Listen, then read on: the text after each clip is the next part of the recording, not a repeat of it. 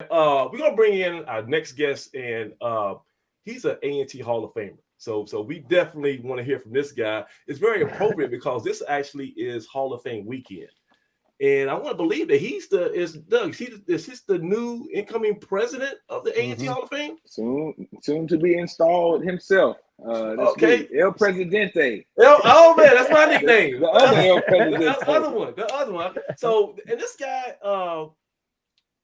for some reason or not, when it comes to Blue Death Valley, when you start talking about quarterbacks and this guy, he's always a little bit overlooked, but he shouldn't be because he got the stats and the track record to prove it.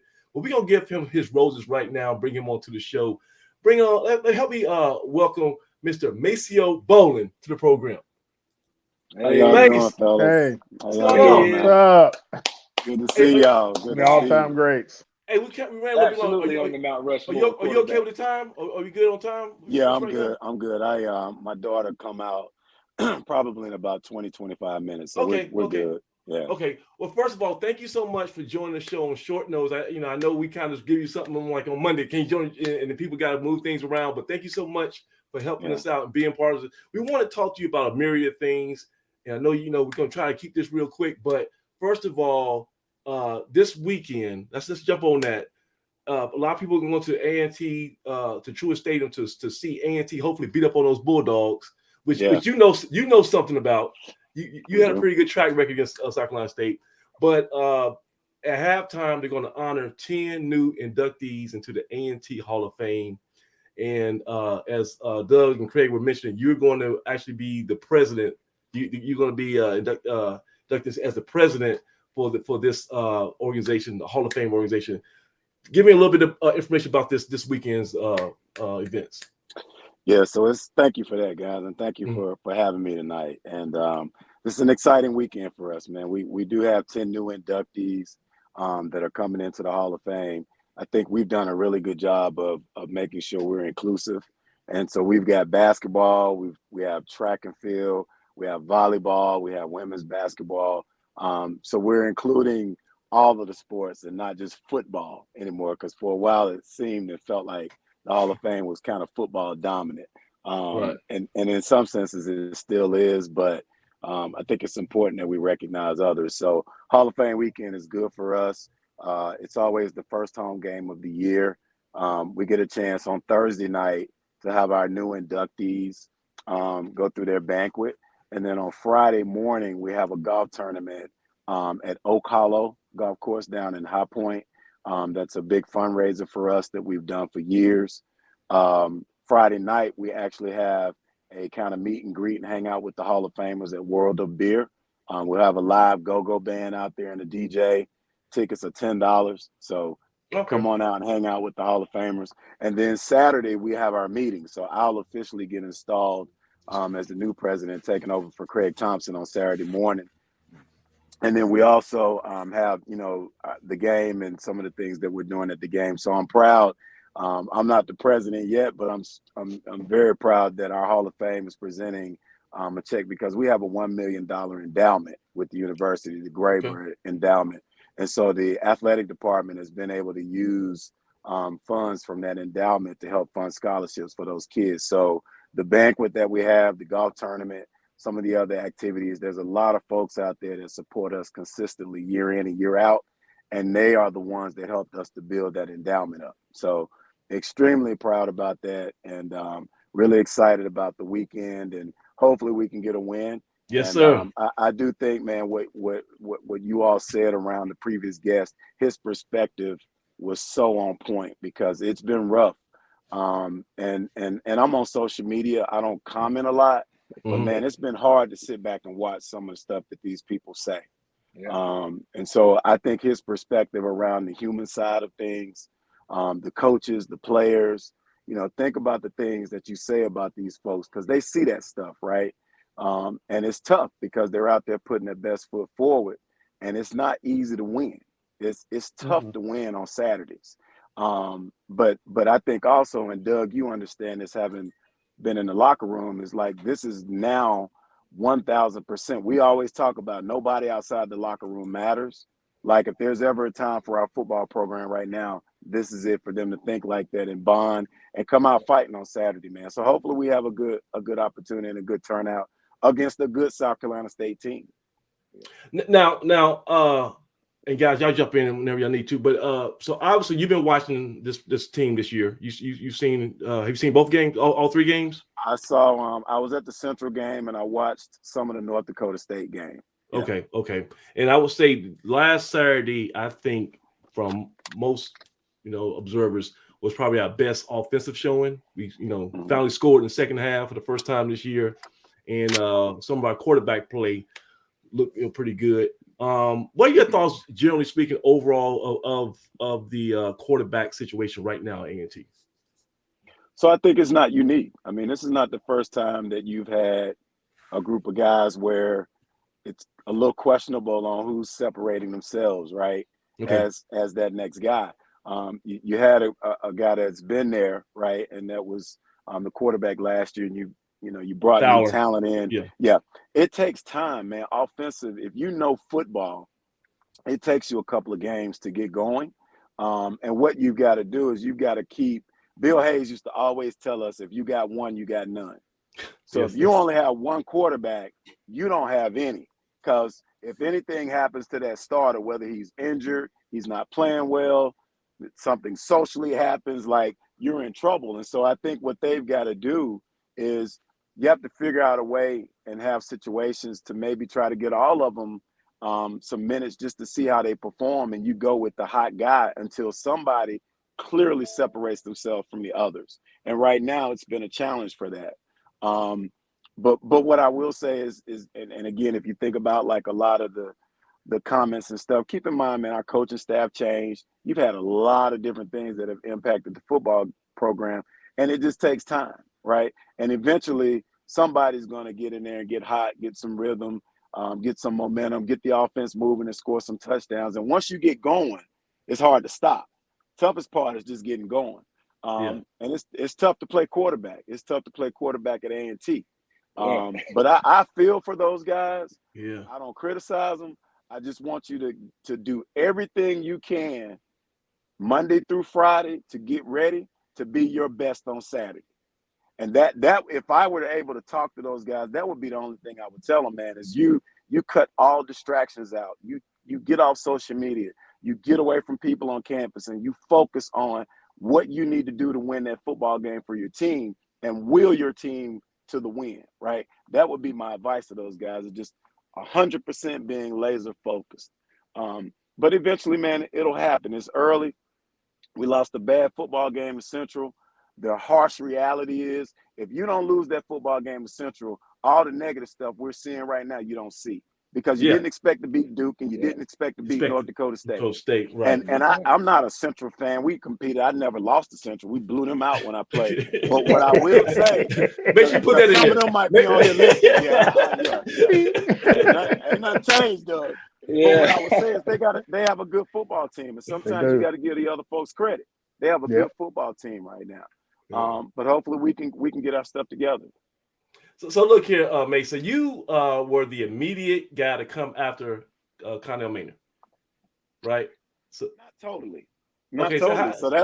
So that's the funny thing, man. It's funny, like even like with it being Hall of Fame weekend, I remember telling my story, but like the short version of it is when I came in with James Bowden, and that's my guy who ended up. He's now Doug, right? He's a Hall of Fame wide receiver, but James and I were both quarterbacks.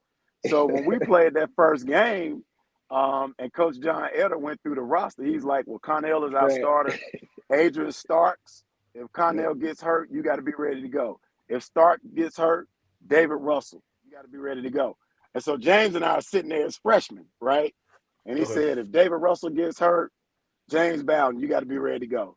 And I said, oh, man. Like, I just put my head down. James laughing at me.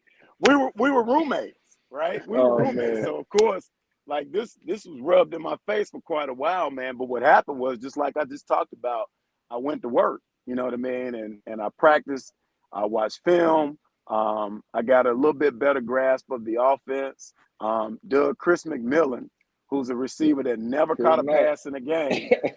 I'm not Maseo Bolin if there's no Chris McMillan. Because when I was a freshman, Chris would run routes for me before and after practice. Wow. And that was my go-to guy. And that's where I got to throw the slant route and the stop route and the go route. And That's then crazy. your confidence grows. And so by the end of that first year, I was redshirted, but I actually got to travel. The following year, we had a 3-quarterback rotation. So it was me, Starks, and David Russell. I ended up leading the team. So kind of like now. So kind of similar to the situation which is right what now. I was saying. Somebody's got to separate themselves. So so what we have right now, I lived it, right? I ended up leading the team in passing that year in the rotation. And that following spring, so now I'm a redshirt sophomore, that spring is when that separation came. And when Bill Hayes tapped me on the shoulder, I ain't looked back from that point. And the rest is kind of history with how it went. So, and so you became the full-time starter. What was that? 93? That was 93. 93. So that was the year. Woo, 93. Craig. Yeah. What happened that year, Craig? Don't bring it up, man. Man, there was some big games that year. I think we opened up. We might have opened up with App. Was that the App game? That was the toughest schedule I can tell you guys. We opened up with App. Yeah. We played Winston-Salem State. We went to Cullowhee and beat Western Carolina 34-7. Yeah. We went to Lynchburg and beat Liberty like 33-6. Wow. We came back home and beat FAMU 48-13. My man. And we went, I think it was Morgan or somewhere, and we were 6-0. And then came the Howard game. So, okay, let's talk about it. And that's the elephant in the room. Let's go ahead and talk about it, man. Because, hey, we gotta be honest. That's probably one of the most memorable A&T football games of all time. Everybody who was alive know where they were at that time watching that game. It was on. Was it on BET? It was on BET. Yeah. It was. And when I say sold out, it looked like the Million Man March. There was just people everywhere. On the track, behind everything. What was it like to play in that atmosphere? Because I don't think there's ever been anything like that, before. So I can tell you at home. So we played in '94. We played in the Circle City Classic. Okay, there was 62,000 people there. But in Greensboro, North Carolina, there was no other game where the environment in the stadium felt like that. I mean, it was so many people literally standing on our sideline. By the end of the game, they were on the sideline. Yeah, they were. They were. They could sit there and listen to the plays. Yeah, and I remember them bringing in extra seating for the game. And as a player, it might seem like bullcrap, but like you're not really aware of all this going on because you're in practice and you're in meetings and you're in sessions. So Coach Hayes used to always tell us homecoming is not for us. And we didn't understand that. But when you walked out on that field that day, man, it was as electric as anything I have ever seen, felt, been a part of. There's nothing like that game other than, unfortunately, Big Boy ran a quarterback sneak and we came out on the wrong side of it. But he's talking about Jay Walker, and we say Big Boy. People, it's hard to imagine now. See him on TV now. Back then, he was still tall, but he wasn't a skinny guy. He was a good athlete, and he ran what was that? It's a quarterback keeper. What was that? This quarterback draw. He ran like a 30-yard quarterback sneak. I think we only had 10 guys on the field. Okay, thank you. Stop. I was looking at that film, and I had a discussion with somebody on Blue Death Valley about 10 years ago. I said, I don't think we had 11 guys, and I was trying to count, but it was the angle I couldn't tell. So you buy into that we might not have had 11 guys. We had 10 guys on the field, and Jay being who he is, and I know Jay. That's why I call him Big Boy. I know Jay. Okay, yeah. And we keep in touch, but he was smart, man, and he made a play at a pivotal moment that put him at legendary status in HBCU football with that game. That was a battle back and forth. We started out a little bit slow in the first half, and we picked it up in the second half. And I mean, we scored 31 points, right? We ended up, I think we lost 35-31. We missed a couple field goals. We ran a screen pass, and I had Rudy in the back of the end zone. If I could have that throw back a million times, I'd take it because that's ball game if I make that throw. Yeah. And I missed that throw. And, man, the pain that I felt after that game, the pain in Coach Hayes' face and my teammates, like, you've done something Samaj, that I haven't. I never looked at that game film. I never looked at it. I never looked at it. It was one of those things that was that painful because of everything that we had going. And then when you lose that game, like we lost momentum a little bit. We won 1 or 2 more games, but then we lose a bad game to Dale State, and then we lose in triple overtime down in Orangeburg, 56-52. Had a great passing game against them, but we still came up short. But you know, the funniest thing, I'll tell you this, man, is 93 is just that legendary year because of the environment. But we beat Jay in 92, and then in 94 we go to Howard, and I throw a touchdown to Gerald Roberts on the last play of the game to end the game. And Gerald was a 4th-string receiver. James Bowden was injured. So Gerald, we had 5 receivers set on the field, and Gerald was in there, and I tried to break his chest open with a slant route, and he held on to it. And we win the ball game. And, man, you never hear anybody talk about it at Howard, right? Yeah. But everybody talks about 93, and I get it. So, man, I've learned to deal with it a little bit, but. So the same guy you warmed up with on the sideline taught me how to run routes in middle school. He taught me middle school years later. That's how small the small Aggie world can be sometimes, man. That is awesome. But man, Mace, you was a gunslinger. I will say that when you started playing, because you're kind of people remember you being next because you were the next great, you know, after Carnell in most people's minds. But you know, your era, your group, I feel like doesn't get as much credit. People recognize you guys. Y'all been around forever. And there were some other championship teams, 99, 2003, before the Broadway era. But you guys were kind of the winning era, like the championship era that is known as, you know, that was A&T's prime. Kind of, you know, people name 99 as the HBCU prime. I still think your era, and we've argued about that online and in football groups, you guys are the championship era that had kind of set the tone, kind of helped Coach Hayes reach the status that he, you know, got to later in his career. But you guys, you know, you got the best stories. You got the best camaraderie. I mean, you guys are still kind of paving the way for young guys. And as a young person, you know, you were the guys that I looked up to. And I remember that homecoming and that Howard loss. I think that's the first game that hurt me to lose. Like, I remember going home because we always had a big party at our house after the game. And I knew all the kids were coming over and I had footballs laying around. But I just remember being devastated after that game. Like, it hurt every two Aggies. So to hear you tell that story,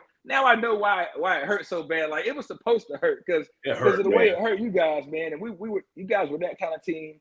You look up and down the roster and those guys that you played with, man. I mean, we're talking about Aggie greats in every position, right? You can throw a position out there, and whoever played with you is still a name that rings bells, man. And when to see you guys on campus still having an impact, I mean, I'm just thrilled that you're going to be the upcoming Hall of Fame president, because I know what you're going to bring in the perspective and the new innovative ideas you're going to bring, not only to the Hall of Fame, but to the athletic department, to the university. And you're going to bring some other guys back with you, man, that are going to be around because they want to follow Maseo Bolin, like they've been doing for the last 30 years, man. I mean, just hearing you talk, you're a natural leader. If you walked in the locker room today and started talking to the team, you'd have all those guys' attention, right? Because you're just that natural leader. You talked about not being outspoken or kind of being reserved and not want to say things, but I mean, that hadn't always been the case, you know. Early on in the career, there was a thing that came up, you know, but you were always passionate and you said what you meant what you said, and there was some meaning behind it. And to this day, when you get on a guy or you have something to say, guys still listen, man. And I think that's a true testament to the leader and the quarterback and the Aggie that you are, man. And those are the attributes that if we could program into a quarterback, because I mean, you were a different quarterback from Coach Hayes. People won't call you the speedster or the runner at a time when we were used to hook with the scrambler, Carnell with the scrambler. But when you pulled out that Nina, you know, and then like you said, when that gun got to flying, it kind of changed the way Coach Hayes. That's the only time I ever heard Coach Hayes. One of three times I've heard Coach Hayes talk about changing the way he played football. Like, we're gonna have to do some things to highlight this guy's skill set, because it was a unique skill set. Doug, in 1995, he set the at the time the single season passing record, 2,262 yards, and I guess you were the second all-time leading passer with 6,000 yards. And this is Well, what were you running in '93? Right. This is the we were running the wing team. This is Bill Hayes, and you putting up numbers like that. And the only way you do that is you gotta convince Bill Hayes that this is gonna work. He has to probably see it many times in practice before he calls it in the game. So you had to be on from day one. Yeah. So the thing, man, y'all. I appreciate y'all, man. Y'all know what you're talking about too. But it's funny because we had a lot of success, and if you really know football, you know what we did was remarkable running the wing T. But Yeah. the thing was, man, I would be remiss. You got to think about the offensive line, especially like 92, 93, 94. Those guys, even in 95, we were good, but we were a little bit different. But the offensive line and the running backs with James White and Barry Turner, Rudy Brown, Larry King, and then in the latter years, you got Reggie Shuford and Mike Bashnight. Milton Shaw was there. So your running game set up your passing game, but Doug and some, I had a lot of help, Craig, because you got James Bowden over there raising hell. You got Buster Harris. You got Cedric Combo. You got Marvin Bagley. You got John Cruz. You got. Now, do you hear these names, man? Ooh, Yeah. Come on, that team was loaded. Those Bill Hayes teams were loaded with talent. Loaded. But look, Mace. Go ahead, Craig. Yeah, Maseo, we opened up a little bit, but we weren't an open offense. Like, if we really had like that innovative open offense with those weapons, those guys I just named, who knows what could have happened. But good times, man, and I played with some great guys. So, most memorable moment on in the blue and gold. Yeah, Maseo, let me ask you a question. What got you to? How did you come about coming to A&T to begin with? So my brother went to A&T first and foremost, and I grew up in Northwood Estates in Charlotte, and I think our whole neighborhood was either Winston-Salem State, Central, or A&T. So I was very familiar with A&T, and when I was in high school, I was getting recruited by quite a few schools: ECU, Carolina. I went down to South Carolina. What was the other one? Yeah, App State. That's the one I want to talk about. App State they actually offered me. hey, Mace. Hey, that's a setup, Mace. You walked into it. He did. App State offered me, and I went to a visit at East Tennessee State, and I was so disgruntled up there, I actually asked them to bring me back early. And when I got back from East Tennessee State, I went to visit A&T. And my guidance counselor came in the office and said, man, I think A&T want to give you a scholarship. You want to go up there? And I'm like, yeah, I'll go. And I went up there, man, and they took me to a game in Corbett. Ooh, it was a wrap. I knew right then. I was under the influence right then. And I had a great visit. I had a great time. And in high school, when we watched game film, we watched offense and defense. In college, they cut the tape. So you got an offensive tape and a defense tape. So I go up in the coach's office, and Coach A's like, sit down and watch this tape. And they running Quins. So that's a 5-receiver set in the shotgun. And that's all I saw. They had one tape full of Quins. So I said, well, hell, they throw it every time, right? So I'm excited, and I go in Coach Hayes' office, man, and I think we said 2 sentences. He said, what you gonna do? And I said, Coach, I'm coming. So get my paperwork ready. And, man, he sent my scholarship down, and my mom and dad were there with me. And best decision I ever made in my life.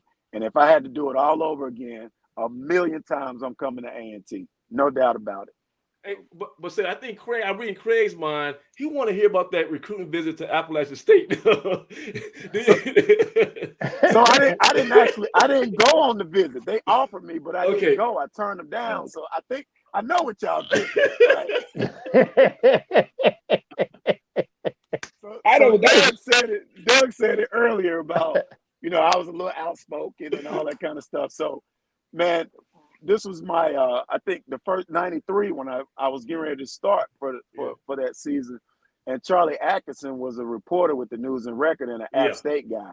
Yeah. And he comes and interviewed me, man. And we talked, and he asked me all these questions about, like, why'd you choose A&T over App State? And the tone of it was kind of like I made the wrong decision. Like, how dare you, right? Not to mention, I went through that with a couple of my high school coaches. They couldn't understand how I gave up App State to go to A&T. And so during the recruiting process, some of the things that turned me off a little bit was how they spoke about what they had, but they spoke about what we didn't have, right? A&T, yeah. So at the time, the gear and the shoes and the bells stuff and that they whistles, give you. And I'm thinking to myself, like, man, at the end of the day, my dad has a good job. If I need a pair of cleats, shoes, right? But man, when I came up here and I met Coach Hayes and the rest of the staff and some of the players and stuff like that, it just felt right. Like some things you feel right. And so what was interesting was Coach Pulliam, I remember like it was yesterday, we had our meeting in the science building on Friday nights, and Coach Pulliam was on stage crying, talking to the team because he coached at App State. And he said he knew exactly what I was talking about when they put the article out, because we played them the next day. And basically, if you looked at that article, you would have thought like Maseo Bolin is just, this is a straight racial type article, that the way that it was presented. And it was so bad that one of their coaches walked up on me after the game and said that I set their program back 20 years. Yeah, I saw that, 20 myself, years. I'm just telling you how I felt. But what was funny was Miles Farrar and some other guys surrounded him. He left like real quick off that field. But at the end of the day, man, I think when you're a kid and you go to school now, I would say this to anybody, right? You need to make sure you do your due diligence and you understand, but you need to feel good about where you're going. And when I came along, for me, I was excited about doing HBCU, and you're going to pay for it, and my mom and dad don't have to pay anything. That was my lifelong dream, to go to school for free. A&T is going to do that for me. Man, that was an easy no-brainer. When they offered, that was it. And I didn't pay attention to anything else. And again, a million times over, this is where I'm coming if I had that choice. Wow. Man, that's awesome. So Mace, I know you got other things you got to worry about tonight. I know you said your daughter, was she practicing sport? Yeah, they like, no, she's in dance, but they like football. Dance. You know how football practice is. Coach won't let the kids go. Yeah. They're still in there, man. They're still in there. So I'm just kind of like used to it. Yeah, I got you. Well, look here, man. I know you got a busy weekend. You are going to be on that sideline and all throughout the day with your with the Hall of Fame, and you are going to be installed as the new president of the A&T Sports Hall of Fame. And really, Maseo, I think, man, we got to start seeing you more, because you are the true ambassador of A&T football. I mean, your stories, your personality. I think, a lot of people don't really know your story as much as they should. Yeah. But we got to change that, because you have so much to offer, really, and it's that unique perspective and that wisdom. And I know these young guys today, I'm not sure what your relationship is with the coaching staff right now, but we got 4 quarterbacks who all got some talent, and just being able to hear your story will make all of them so much better. So, take that for what it's worth, man. But until next time, we're gonna bring you back too. We're gonna have to do like another repeat show. Gotta bring them back, man. Because and I'm saying, you guys want a MEAC championship. Yeah. You had some everybody knows about the Howard game and South Carolina State. Y'all had some knockdown, drag out wars in that MEAC, and I mean, we got to go through probably about 4 or 5 more games in depth. But like you said, those are story games. I mean, you brought up the Liberty game. That whole deal going down to Liberty. Craig knows. I was there. The band, the craziest thing. Yeah. Let me tell you one thing about that game. That this is another reason, man, why I love and respect the hell out of Bill Hayes. So we played Western Carolina the week before in Color Week. And I mean, we go up there and we smack them. We beat them 34-7. We beat them, and they were ranked number 1 in 1AA. And we go to their house. Blow them out. Lonnie Galloway was their quarterback. Galloway. I think Lonnie's coaching at Carolina Lonnie right recruited me from Elon, and he's been around the way, but he's at Elon. He's the receivers coach at Elon. He recruits his area. So we played them, and I mean, we physically mopped the floor with them, literally. And we play Liberty the next week. Well, San Ratigliano, who had NFL ties, decides to go in the paper and call us thugs and gangsters. Yeah. So Coach Hayes is in his feelings in practice. And it's like that whole week, every week after practice, he has this speech and he's like, you know, we are some thugs, but we controllable thugs, right? He's crying. He's crying, right? Because He's I'm crying. gonna control y'all, right? The way Bill Hayes would do it. But man, when we got up there to Liberty, Bill Hayes got off that bus, did a beeline to Jerry Falwell, the owner of the school.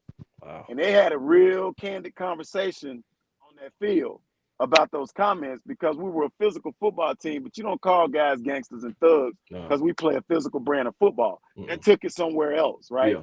So I'm in love with Coach Hayes always, man, for standing up for us, and that's who he was. And it was just a blessing to play for him and to play with the guy. Man, I played with so much talent. It was unbelievable. I probably played with 10 to 12 guys that played in the NFL in my 4 years there, but the lessons I learned from them when I came in, man, that stuff has a impact on you that you wouldn't believe. And I get goosebumps thinking about it to this day because that's who I am. And those guys had a huge impact on that. So, and we're all still like this in a lot of ways today. That's the beautiful thing about it. I just talked to Coach Hayes 3 times this week. So I love the school, man. I love A&T. Hope we can get it together. And I'm sick and tired of these folks ganging up on these guys because I've been in that locker room and I know what it's like. And if I could talk to those guys, block everybody else and go play football. That's what you got to do. That's it. That's it. All right, Mace. So thank you so much for coming out, man. Appreciate it, Thank you, man. Yeah, and my little baby girl getting in the car right now. That's it. That's it. Perfect time. The I'm superstar. on a podcast, little girl. Come over and say hey. Tell him you want to be a golden delight. That is. That's it. That's we know she got your smarts, man. That's good stuff. That's awesome, man. She got that from her mama, man. I can't claim that one. But I appreciate it. All right, man. We'll see you Saturday. Appreciate it, man. Thank you. Have a good one.